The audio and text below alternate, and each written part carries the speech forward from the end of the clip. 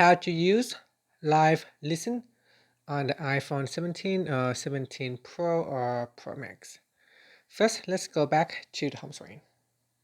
So swipe up to go back to the home screen. And from the home screen, swipe down at the top to open the control center.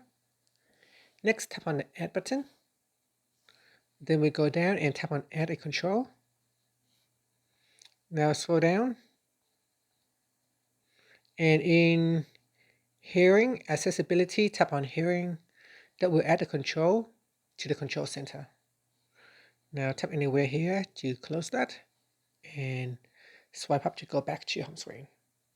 Next, make sure you connect to your a compatible hearing device such as an AirPods Pro or Beats Studio headphones. So make sure they are compatible with the iPhone. Okay, so here it is connected. Once it is connected, swipe down at the top and then tap on the hearing icon and then tap on Listen Live. Now it is on and you can use it as normal. And that's it. So that's how you can add Listen Live to the control center and use it.